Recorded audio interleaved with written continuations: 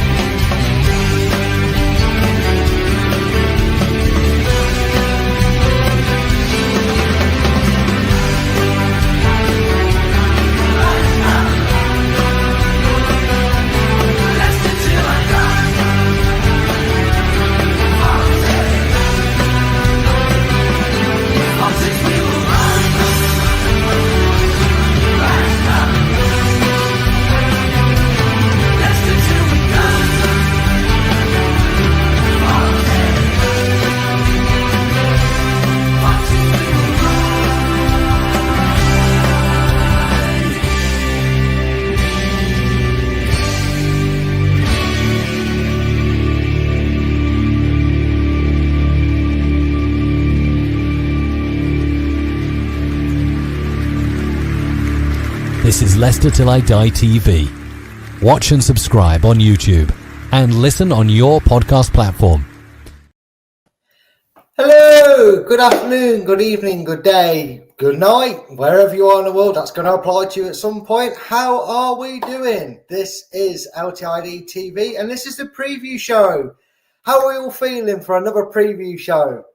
Hope we're happy for it. It is, of course, Leicester versus Charlton Athletic this weekend. It is a 12:30 kickoff, so make sure you get a good night's sleep tomorrow night. And we got bright-eyed and bushy-tailed. I would say to see our bright-eyed and bushy-tailed Christopher present it, but he won't be bright-eyed and he's never bushy-tailed. But still, 12:30 kickoff, so we're getting in the midst of things. We are here for the preview show, and I've got the wonderful Sue from @Charlton Live. She's here to give us the rundown of all things Charlton Athletic. And hopefully I got some pressing questions that won't take us till 6 o'clock in the morning to get through and answered, as she so rightly said, with some of the turmoil that's going on at Charlton. But how are we all doing, everybody? I've seen a few of you in the chat. Blue Foxes, Ray and Craig, great to see you. I hope you're all well. Shall we bring her in? She's waited patiently. She's had Chris. I want to say a little bit of charm and flirting. 2 words in the dictionary that should never go after the word Chris for Ian, but there we are. He's in the background. As he swaps me over and kicks me out. I saw you do that, Christopher. I saw you do that. How are you, Sue? You all right? Yeah, I'm really good. Thanks for having me on. Oh, it's an absolute pleasure. I mean, you brighten the place up. They've got to look at my ugly look most days of the week, so they need a nice, lovely, fresh-faced lady on the show as well. They're so used to ugly males being on here. It's nice to see a lovely lady on the show. I'm sure that'll pique interest. Thanks for that. You're very welcome. Hey, the boss is gone now. We can say him. What a knobhead, eh? Always pressing all them buttons, eh? I'm joking. Don't fire me, Chris. I like this job. Sue, back in the Championship. It's been a few years for Charlton. It must feel good to be back. It does feel amazing to be back, especially with the start we've had, but also the fact that we've got a real sort of sense of togetherness this time. The last time we went up was quite a difficult period, as I know we're going to talk about a bit later. So it feels nice to go into a season in the Championship with nothing else weighing us down in the background. So yeah, it's just exciting. We're all really like positive about what's going to come, and we're enjoying it. So whatever comes, we're gonna just like absorb it and have fun and be able to enjoy it without any sort of outside noise or influences.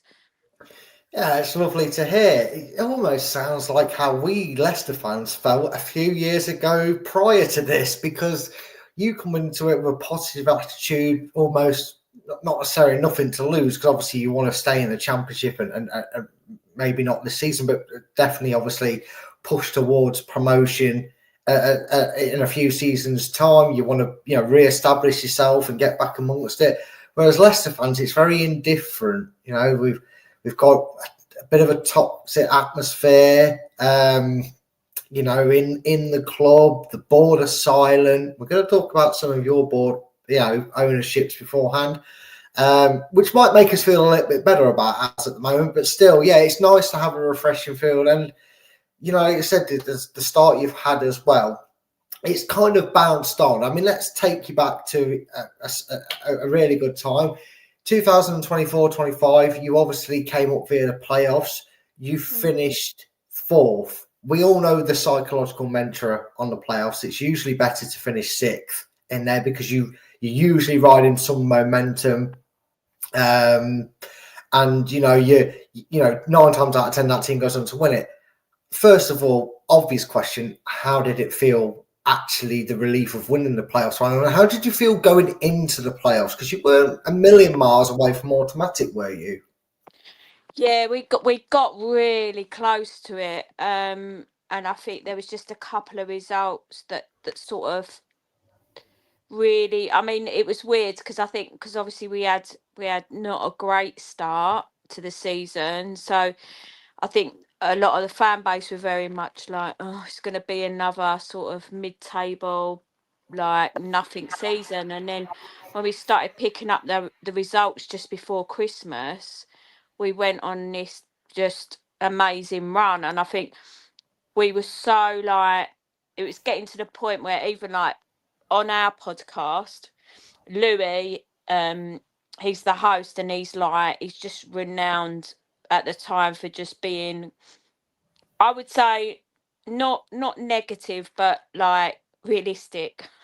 Whereas I'm the rose tinted one. I'm always looking at the positive, and so I'd kept going. We're going to be fine. We're going to get it. We're at least getting the playoffs, and then it started looking like Louis does this graph, and it's like how many points we'd need to go up, and all of those sorts of things.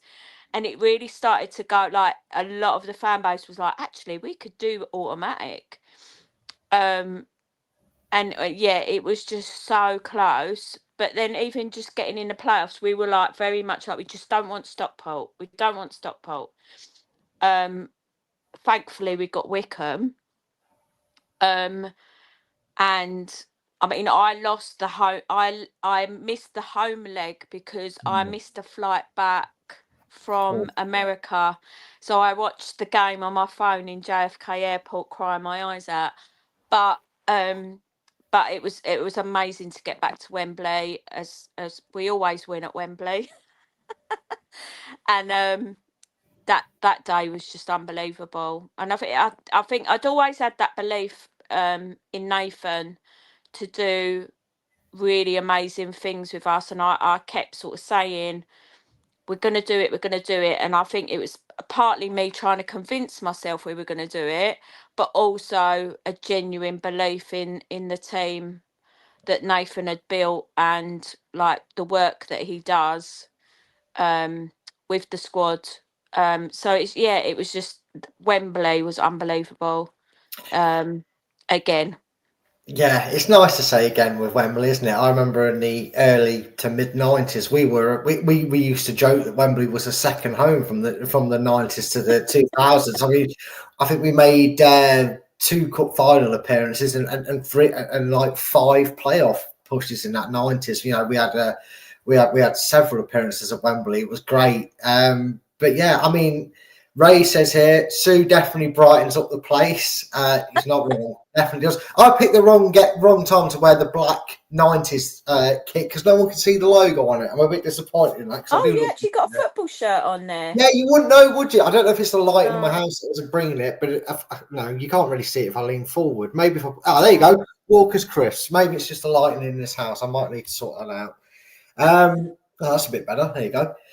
Tom says, evening all, togetherness. Well, enjoy your 3 points come Saturday, Sue, and welcome. Congrats to Charlton. It's a great to see them back in the Championship. It definitely is. Great to hear a fan being positive about their club. And Craig says, like and share all. Yeah, please do. And if you are new, do hit the subscribe button. This is, we talked just before we went live. It's been over 10 years since Leicester and Charlton played against each other. I remember a very good period in Leicester and Charlton's earlier history, back when I can actually remember it, and it actually started off in the old Division 1 back in the early 90s. We're going to talk about a very fond manager when we probably had one of our most fond managers during this period, Alan Curbishley. If you said to anybody, Charlton Athletic, the first name that probably springs to mind to a non-Charlton fan is Alan Curbishley. 1998 to 2007. I know he was there beforehand, but the Premier League years, I know he had a few relegations in between that, but your predominant Premier League years, 98 to 2007. I mean, it's hard, I can imagine, to answer this question, because ask a Leicester fan this about Martin O'Neill, there's probably 6 or 7 and they'll all get lost. Your fondest memory of him in charge, because he's one of the best unspoken managers I remember from my time as a kid growing up. Wow. That's exactly the response I was hoping for. That's completely thrown me, really. I think, yeah, like I could, when you're talking about Martin O'Neill, I think I've got really, I mean, what a guy. But I think with Curbs, it was, I think I'm going to sort of talk about a general point as opposed to a specific moment, Go for it. because I think what Curbs was really good at doing was getting in players that understood the club. And there was no, I mean, unless towards the end it got a bit weird, but on the whole, he was really good at sort of getting players in that there was no ego, there was no sort of attitude, there was very down to earth, grounded people, probably similar to Martin O'Neill actually. But I think it was always, he used to do this thing where if he was signing a player, he would go to their house and he would make them watch a video about the history of Charlton Athletic, so they understood what we'd been through as a fan base, as a club, and what they were sort of getting themselves into and what it meant to wear the shirt. And obviously Curbs had played for us, and then was like a sort of joint manager. He was coaching first, and then he was joint manager with Gritty for a bit. But then when he took over on his own, I think he knew that importance of having that relationship between the players and the fan base on a deeper level. Because our fan base we were the ones that made sure we had a club to support effectively. Back then, the like late 80s, early 90s, we were ground sharing. I won't mention the team's name because it makes me feel ill. But it he understood what that meant to us. So he tried to sort of pass that on to the players. And I think if you talk to a lot of the ex-players from that period of time, they said they'd never experienced anything like that before. Having a manager go to their house and sit and talk to them and make them watch this video. And I think that's why we had, on the whole, a team of players that really did play for the shirt and play for the fans. Because, yeah, again, like when you're growing up, in it, like not so much for me, but when I think a lot of, I'm not generalizing about like gender now, but a lot of little boys' dream is to play for their team, isn't it? And I think he made sure that them lads understood that every person in that crowd was there because they had a genuine love. We were like a big family. So I think that's probably my highlight, well, other than, I guess, yeah, the playoff final against Sunderland is always talked about, and obviously we got relegated and then the automatic promotion back up to the Prem.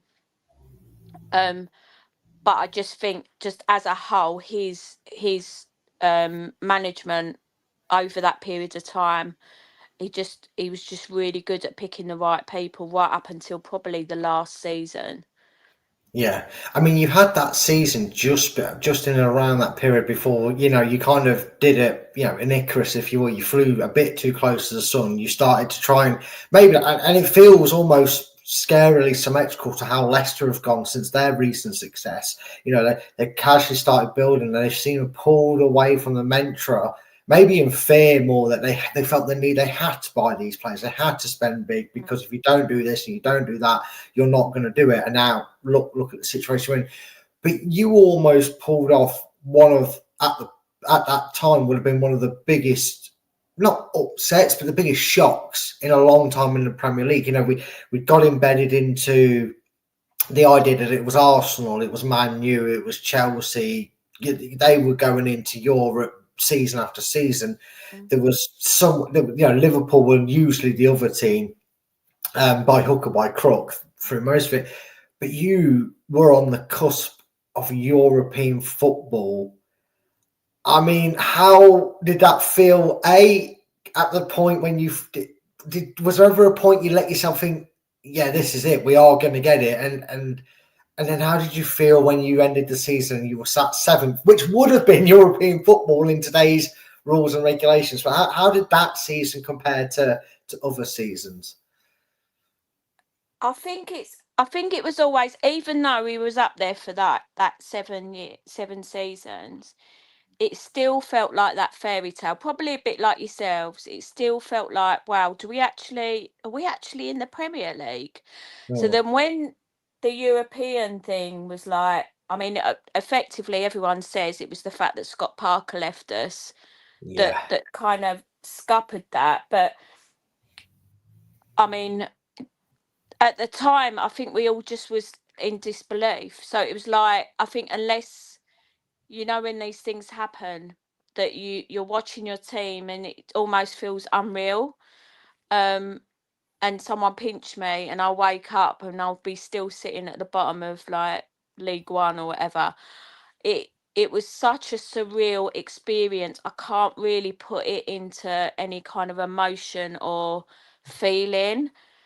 And but I do remember us being desperately disappointed and sad when Scotty left.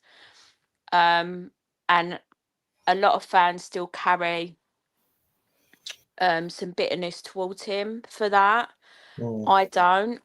But I think if he'd stayed, we would have possibly. I mean, you don't know, do you? People get injured. You can always say, "Oh, if," like. But yeah, it was a really sad ending to his Charlton career, and it also had that disappointment that we looked like we were starting to go somewhere, and it was just cut, like, for one player going effectively. Yeah, I mean, as Leicester fans, we've had many a moment where maybe more than one individual's left, but it has felt the same. I mean, the biggest what if moment for us was we just signed Stan Collymore, and Stan Collymore was probably the biggest name Leicester had in a long time. Like you said, we built from rough and tumbles. We were picking from League Two in Crewe with Robbie Savage. We were signing from Oxford. We were signing Matt Elliott. We were bringing in who's my hero, always has been. But we got him from Chelsea. They let them go. We had Casey Keller from Millwall. And so for a long time, Leicester fans hadn't had a name, if you will, of that quality. And I remember we played, it was the year we went on to win at the time it was the Worthington Cup, but the one and only game that Heskey and Collymore played together, Collymmore's debut at home.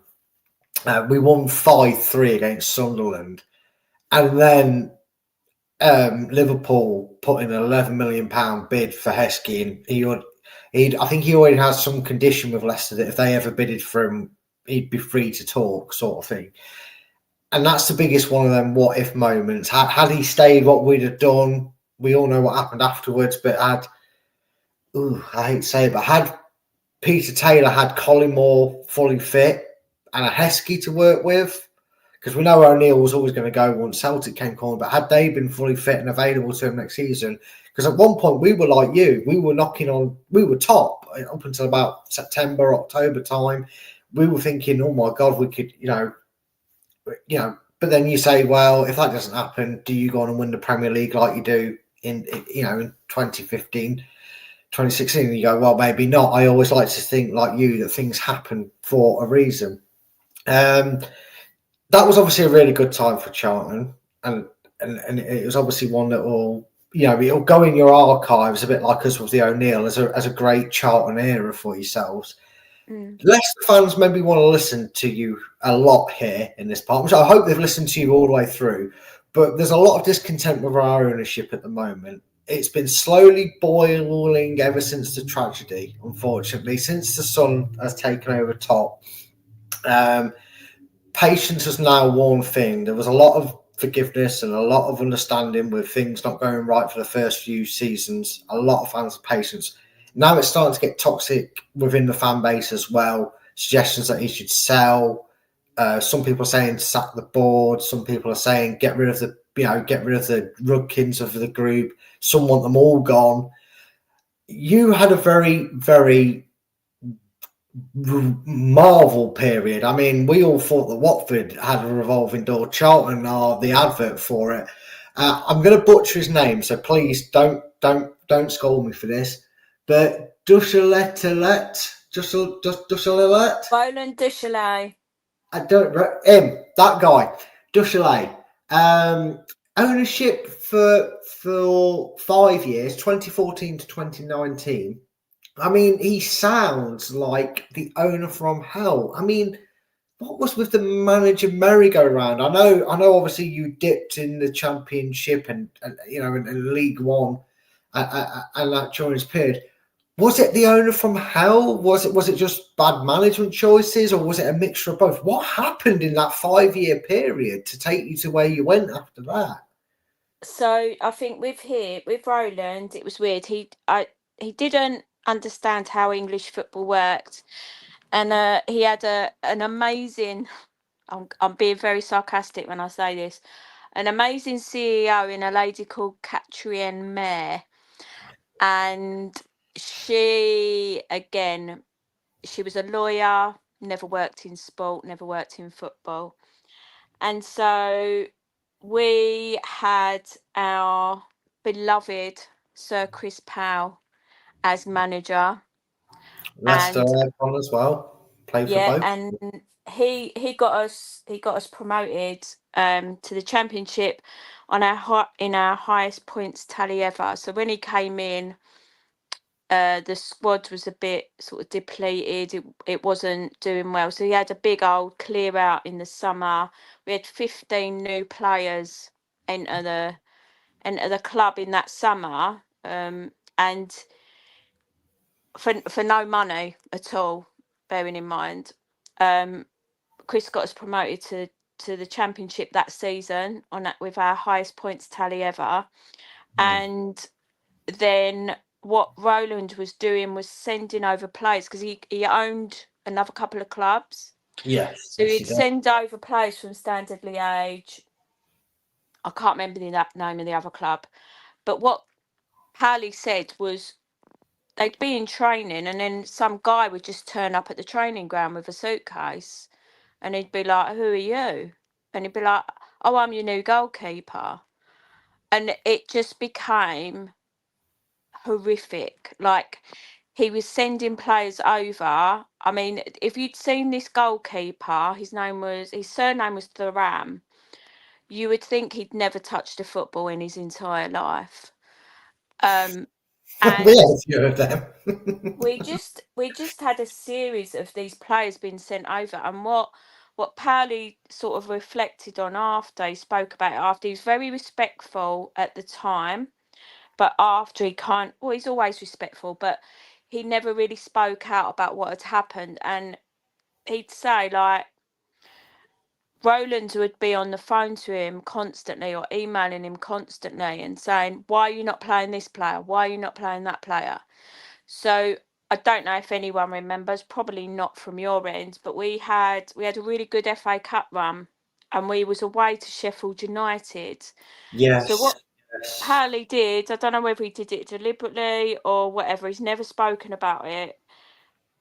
But we played horrendously that day.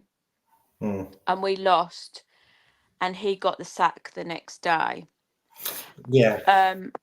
And after that, we had a series of completely unknown managers like Carol Frey, Bob Peters. I mean, the one positive one was Jose Riga. He actually kept us up and then got sacked.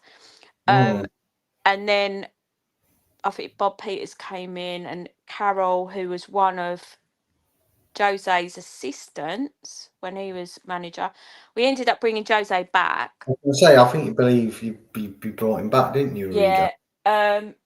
But it was just an absolute. It was horrendous. I mean, our fans, we all like to think that our fans are the best fans, right? But we had fans going over to Belgium protesting outside Roland's companies.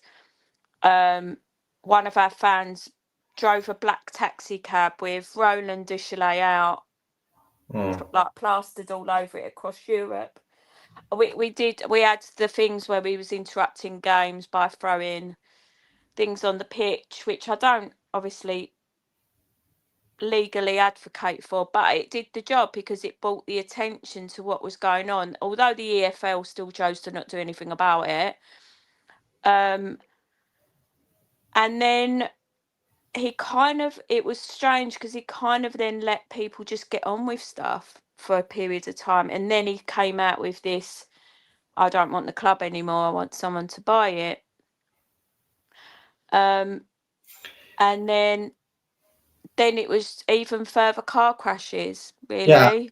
Yeah, I was going to say, it went on a bit of a ownership past the parcel, didn't it? I mean, you've now got GFP. I mean, what does that stand for? Who are they? Have you guys been left in the dark since this new ownership? Because you had a few, didn't you, where it was up and down. It was someone didn't get the take over. I'm just going to sort my lighting out, but I am still here, so I'm just going off camera. I'm going to say a few things that might sound a bit disrespectful, but I'm just going to say it is because as a fan base, you'll understand this.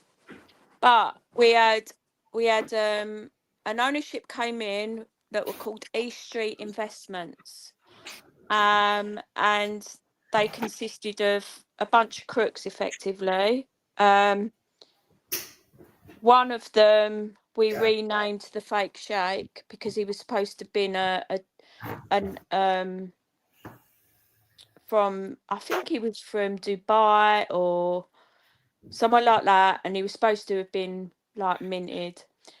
He had a falling out with one of the other owners who had bought Charlton for £1. And these owners started basically spending the club's funds on things like Range Rovers and apartments on the River Thames in Canary Wharf and things like that. So we were very close to going out of business again. I don't think people realise how close again, because obviously that we've been through that before.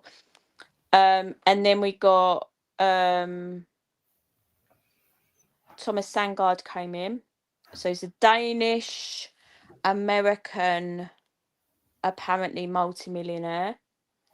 And to start with, when he came in, that seemed to be okay. Seemed quite a nice guy.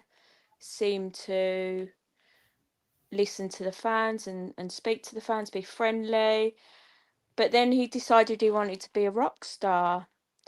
And he made a record that we used to have to play pre-match. And just became this really bizarre egomaniac. And one too many karaoke sessions by the sound of things. Yeah, and I mean towards the end of that period, I think Lee Bowyer had gone to Birmingham, because we'd gone up.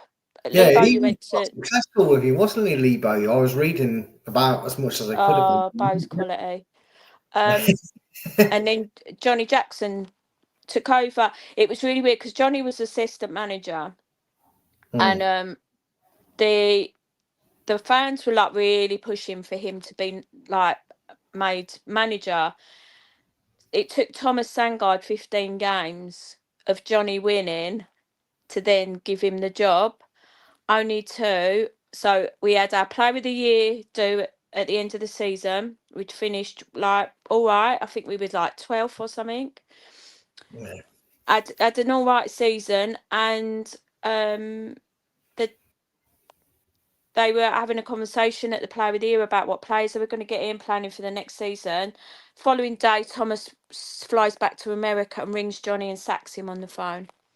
And when that happened, I mean, people were already not happy with Thomas because of the ego stuff. But when he did that to Johnny, because as you know, Johnny is an absolute Charlton legend. Like, he played for us for like 12 years, and then he was coaching and then was the manager. So we had like 14 years of John. And then, yeah, that was just awful. And then after quite a lot of pushing and negotiations, we ended up with the current owners that we've got now, who are absolutely fabulous. Well, at least you got you went through hellfire in a whirlwind space of period of time to now get back to having a lovely ownership, and you must be thinking that the only way is going to be forward as long as their ownership continues. Sure. Yeah, I mean, it's a consortium of American businessmen, but our chairman, who also has a stake in the club, is a lifelong Charlton fan. Which I think has been really helpful in bridging the trust between the ownership and the fan base. Not only that, they're doing what they say they're going to do. They got Nathan Jones in. It was a bit wobbly to start with, but obviously he got us promoted last season, and the ownership said we'll back Nathan with what he needs, and they've absolutely done that in the summer. I can't remember the last time we spent as much money as we have. I mean, it's still pennies to a lot of the other clubs in the Championship, but we're paying real proper money for decent players. And I mean, they're American, but they come over frequently. They're very visible. They like to, not like making a big deal about it, but like we've got the fan zone out in the West End car park, and they'll go out there and have a beer with some of the fans, and it just is at the moment. I ain't got anything wood to touch, but we really feel like we've got our club back, and we really feel like the only way is up now. Oh, well, that's great. I mean, Chris, when you're watching this back, mate, click this section that Sue's just talked about their ownership and send it to our board, and maybe say, have a listen to this lady and how Charlton being run, and maybe take a few leaves, out of their book, because that's what Leicester fans are crying out for under top, because that's to a degree how it felt when his father, God rest him, was in charge of the club. He was very in touch with the fans. Nothing's felt behind closed doors like it does now. We never had a manager that felt like he was in the dark of things that are happening. Very open and honest, always greeting the fans, and that's just gone away. So we would take half of what you're apparently getting with these new ownerships back in here. I mean, just to take you back over it with a few comments that people have said. Tom, he says, sounds like Mandrix when he was signing random players, obviously talking about your good owner, Dushel. I'm not going to say. Dushel. Him. We renamed him Douchebag, if that's easier. Douchebag is the name. I'm sticking with that. When Douchebag was your owner, yeah. He says, sounds like Mandrick when he was signing random players like K. When you read something and you pronounce it right in your head and then you go and say it, it all comes out wrong. That's it. Kaibi, Sergio Helens. Oh, God, I remember Zolt Lachko and Gabriel Borri as well. Yeah, that was a horrible time. The poor Ian Holloway takes a lot of stick for that relegation season. It was definitely not on him. It was all these random signings that Mandrich made for us. Ray says, as soon as I heard E Street, I knew you were in trouble. That's the name of a Springsteen band. And then he comments with some American flags there. So let's get back to sort of present day-ish. Because it's been a while, despite Leicester and Charlton dipping their toes in and out of the championships over the wheels, we've actually managed to avoid each other for 12 years. Well, 11 and a bit years, shall we say. If I said to you that between them, let me do quick maths here because I attempt quick maths because to see my points. Leicester and Charlton's head-to-head record, they played each other 44, 54, 53 times, according to the head-to-head research that I did. Hazard a guess. What do you reckon? Who do you reckon's got the better record? Who do you reckon's got the most wins on the board out of them 53 games? He says, looking ominously at his own maths. We have. That was said with some certainty, and sadly, you were right to do so. Have a guess. You want to have a guess then? Were you so certain? Out of 53, did you say? 53, I believe, if I've done my maths right. Yeah, should be 53. I'm going to say 31. You're not too far off. Leicester have won 19. We've had 9 draws. 19 wins for Leicester, 25 for Charlton. Oh, okay. Now, we shared a win each way back when. It was the championship. It was the season we actually won the division, I believe. Maybe it wasn't. I don't know. August 31st, 2013. Charlton 2, Leicester 1. Matty James red card. And a certain Frenchman that we do not speak of on this channel, but I shall allow you to get away with saying his name if you do remember, which I'm sure you do. So wonderful. Scored the winning goal. Did you go to that game and how did that make you feel? Yes, I did. And I was absolutely over the moon for Jan because I love him and he was a hero to us. And the amount of grief you were giving him, I was like, when he scored, I was whoa. I need to stop you there, Sue. You obviously did not see the stupid fucking chip the penalty, did you? I did. Oh, well, you can understand how grief you were.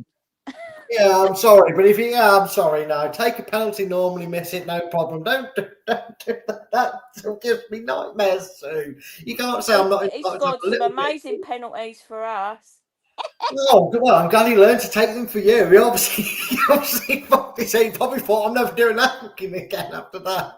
Oh. But no, in all fairness, though, he was a lovely bloke, and he was a really nice guy. It was just that one moment that forever etched in our brains. But I mean, a good day out for you then. Get the season up and running. You had a habit of this, looking through your history, of having like, and then by March, April, sort of no, and that shows in reverse fixtures because we weren't as nice to you. In the reverse fixture, 1st of March 2014, Leicester clean sweeped it with 3-0. There wasn't a Jan Kermigant nightmare. Was that a beach and sandals moment for Charlton back then, or were you a little bit annoyed of the lack of effort? It seems to fight against us.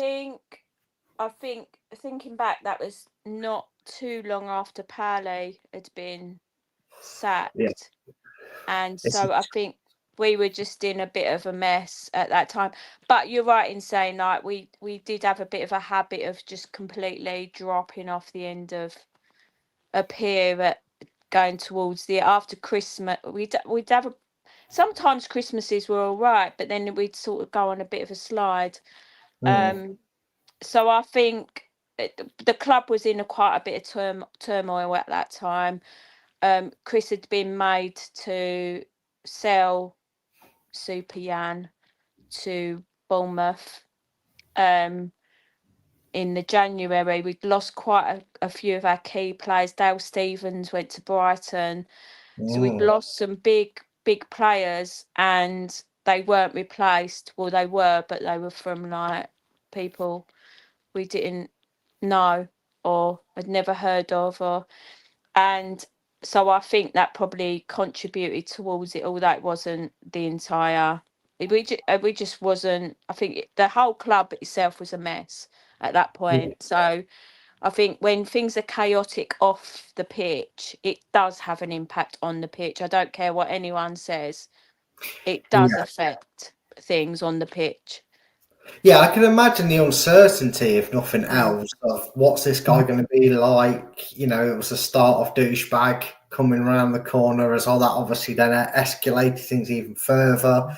Like you say, you just got rid of, and it's very difficult. We had some moments where, and again, God rest his soul, but Shakespeare was in charge of the club after Ranieri, and there was almost like a little bit of bitterness when he got sacked. And we knew he was going to get sacked for the reasons he was, because we weren't doing very well. You know, he'd had that uprise 4 or 5 months, but then the next season, he kind of showed why he was always an assistant and never any further. Bless him. But we loved him as a fan base. Obviously, we've got a bit of affiliation with Chris Powell. In fact, we have 2 affiliations with him. He was our player, obviously, during a period of time. I also infamously remember her scoring 4 goals past his defence with Spencer Pryor against Derby County in 12 minutes. So I remember him being part of that back line as well. So, you know, maybe he felt like he wanted some redemption when he came to us, and that's why he was a good player. But it's difficult when you lose a player of that quality. We will now fast forward, travel up, catch up to time. We'll get to just about 40 odd hours away, 30 odd hours away from the game. It is obviously it's a 12:30 kickoff. You're back in the Championship. You've seen the transfer activities. We can't talk transfers from Leicester because there hasn't been any apart from out. You've got Nathan Jones, as you said. You give credit to and this new ownership. You really seem to have turned a corner since they've came in, and Nathan Jones has obviously propelled you back to the Championship. This is a little segment we do. We're going to have a little bit of a fun segment after this with a little fact or fiction, and you're going to hate me for one of the questions in advance. But what can we expect from Charlton? Like, what's your style of play under Nathan Jones? What's the typical lineup that you kind of see? I know we're only 3 games into the season, but what's his style? How is he like to have you line up to get out there on the pitch? So we've sort of he's tends to play with like a centre back 3 with the 2 wing backs, and then 3 across the middle. He changes it up because I think because we've got so many strikers at the moment. Oh, I've give never us one, known please. We need a striker. And Send us one online. so I think he's still sort of experimenting at the moment. In terms of the starting lineup, he played nearly a completely different starting 11 against Stevenage in the cup. But I think that was partly because a couple of the new signings hadn't really had a pre-season. But I think we're very front-footed, we're very attacking, we're very athletic. Which is apt with your name, isn't it? Being athletic. Yeah, which is something we'd struggled with before. We'd always struggled really badly with injuries, and since Nathan's come in and some of the backroom staff have really worked on the players' fitnesses, and we're all right at the moment for things like that. So what is good again is, and this will probably come back to bite me on the bottom on Saturday, but we've got a bench of game changers. So where before we'd have like our decent starting 11, if we're not playing to our strengths, Nave's not afraid to change it up a bit, but also we have got players that can come on and really I mean the first home game was we brought on Harvey Nibbs off the bench and he scores the winning goal. So it's like there's a different sense of feeling comfortable and confident about, even if we need to make change, we're not quite in it. that something exciting will happen, and we are. I would say we are exciting to watch now.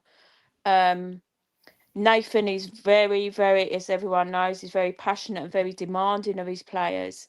And if you don't play to his standards, you're out. Like he doesn't stand for any nonsense with that. So we've got a real good team togetherness and bond that we haven't had. I mean, last season we had it under him, but we hadn't had it prior to that for quite a while. And everyone's pulling in the same direction. And I think when you see us Saturday, we're a unit. It's not a team of individuals. It's a unit. You've got the forwards coming back to defend. Like it's just everyone digs in and does what they need to do to get the job done, which is a massive difference for us.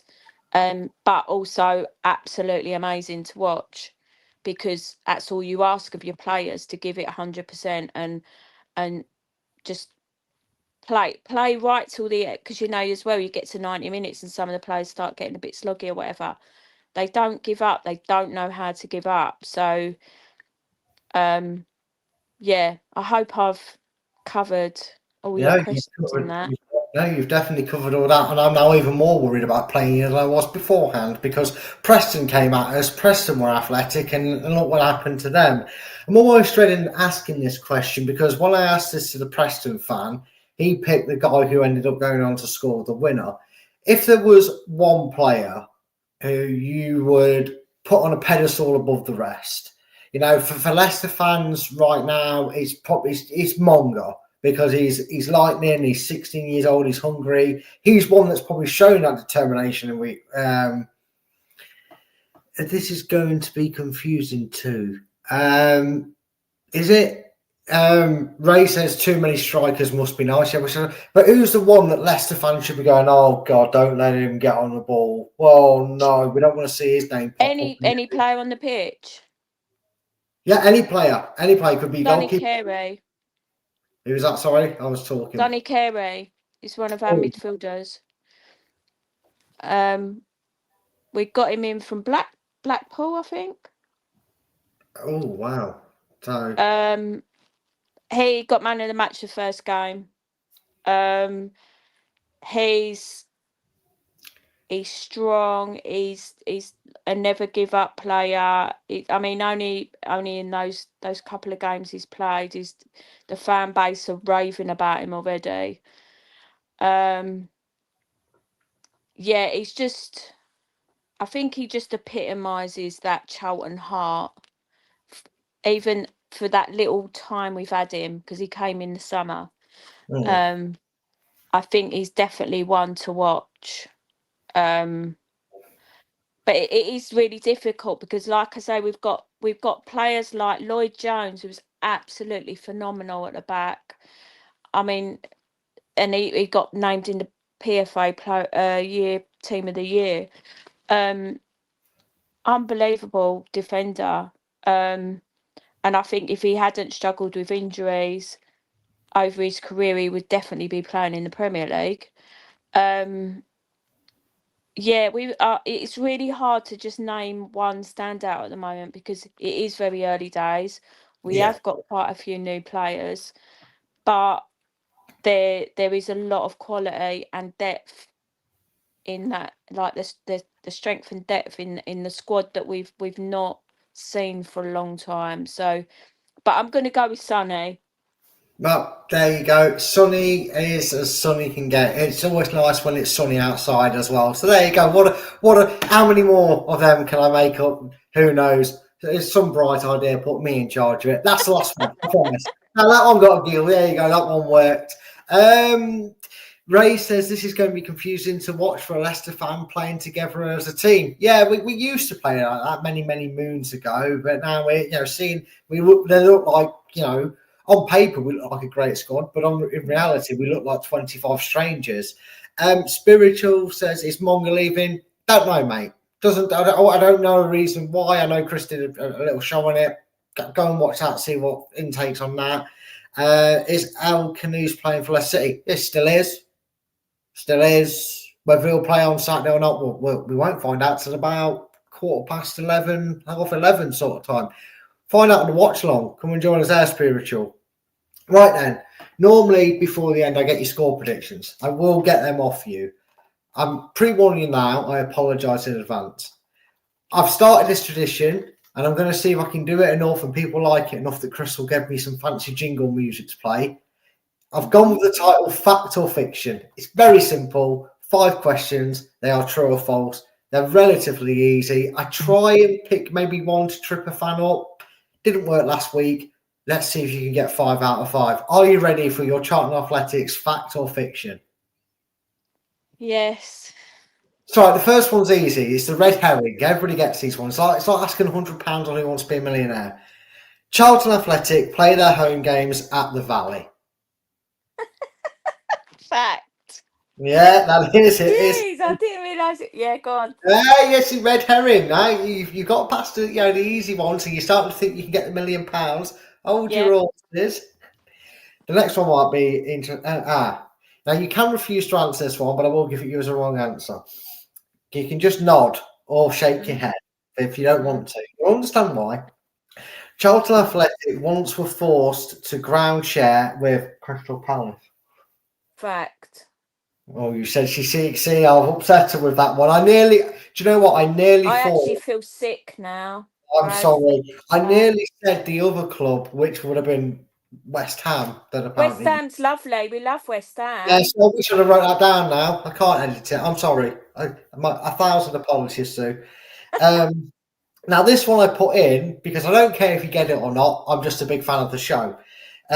In the comedy, in the TV, in the BBC comedy sitcom Only Fools and Horses, Rodney Trotter gets married, and it is found out that his middle name is Charlton, Rodney Charlton Trotter, because, as Del Boy says, his mum was a big fan of Charlton.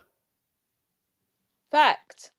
That is correct. Yes, he is called Rodney Charlton Trotter because I don't know if it has something to do with the writers potentially being fans of Charlton, but they decided to insinuate that he was called Charlton because his mum was a big Charlton Athletic fan, which is ironic because I remember another line in that show where it's revealed that Grandad says that Del Boy's dad, Del Boy always said that Millwall were going to win the cup. So it was like Millwall, Charlton. It was very interesting. Well, I think because where the programme was set in Peckham is very close to both those clubs. So yeah. Well, there you go. I just like that because it was only I put it in Wikipedia because that's my source, and it came up and I was like, I thought that was the reason when I watched it as a kid, but to know it was actually fun. So yeah, you're 3 for 3 at the moment. You're going good. Okay, number 4. Charlton have won 5 playoff finals. Now that's obviously League One, Championship, or Division 2, Division 3 as it is. Charlton have won 5 playoff finals. Fiction. You've gone fiction. You could have used 50-50. You could have used phone a friend, but they probably wouldn't have answered. You could have asked the audience, but it'll take them 2 hours to type. You didn't need it because you're right. For an extra bonus point, or brownie point as I call it, how many have you actually won? 4. Correct. You don't get any extra points for it, but you can help yourself to a brownie courtesy of. Right, can't you do like a league table so at the end of the season I can brag?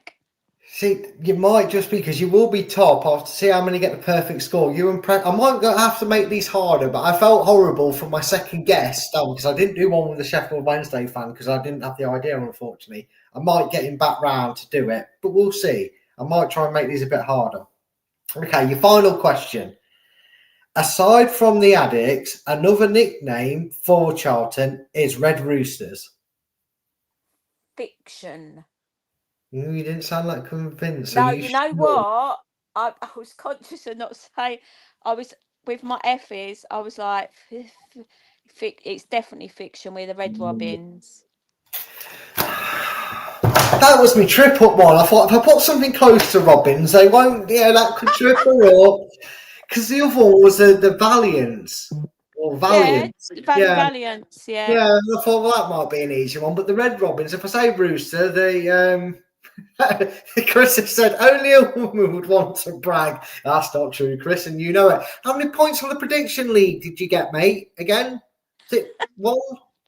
I got this many. I got this many, and I'm sat in this place. I couldn't see you on my column though, Chris. See, it's not just women that like to brag, mate. I forget he's in the studio and probably has power to kick me from here, and it'll just be you on the screen in a minute, Sue. But yeah, well done. You got 5 out of 5. Chris, if you want to make me a little fact or fiction jingle and get a leaderboard up, the Preston fans and Charlton fans both know their knowledge of a perfect 5 out of 5. Oh, well, I've got to go because I've just been sacked. I've been sacked for my outburst. This will be the second and last quiz hosted by me on this show, apparently, because I've been gone. Well, at least I gave you a chuckle there, Ray.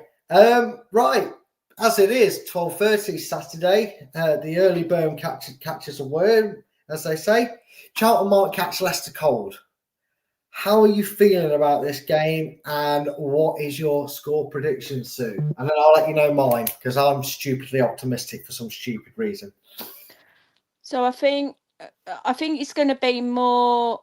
I think it's going to be a big challenge. Like, no matter your difficulties, you are a big club in this league, and you are one of the ones that we kind of like look. Oh God! When you look at the fixture list, you're like, oh, I can't wait till that one.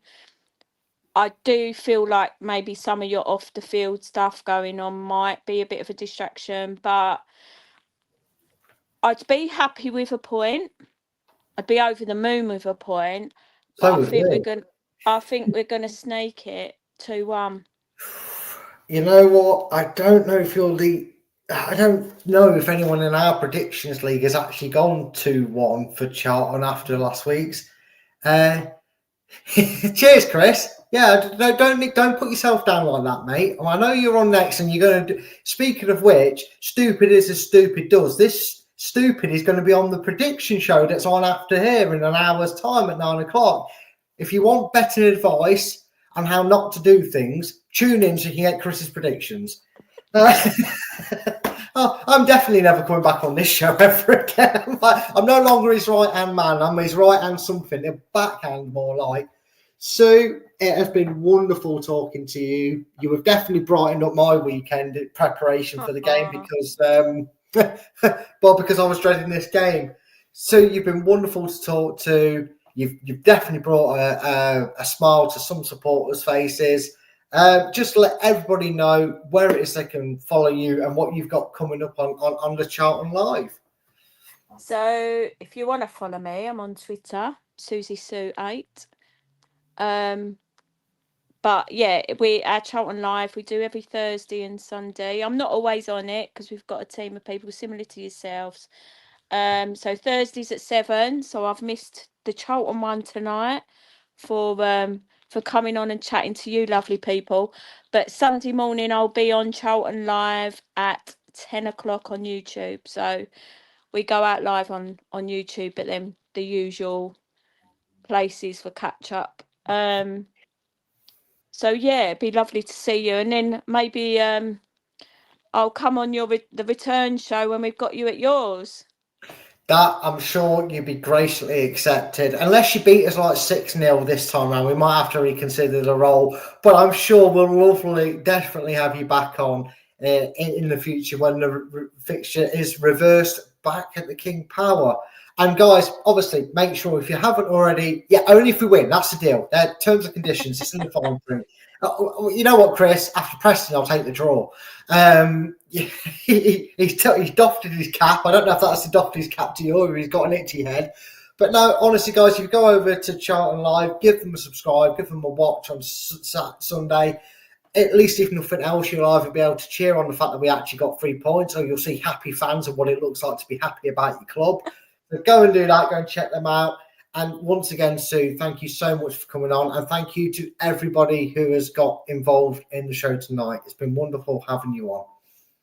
Thank you, everyone, as well. And I do wish you the best with, apart from Saturday, obviously. Obviously, I do have a bit of a soft spot for Leicester. I loved Martin O'Neill, so I've always and then obviously when Pally come back here.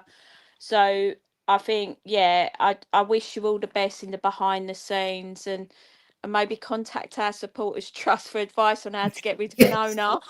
Yeah, maybe. Like I said, Chris, record it, clip it, send it them in an email, get it sent over, because this is what our ownership needs to be doing.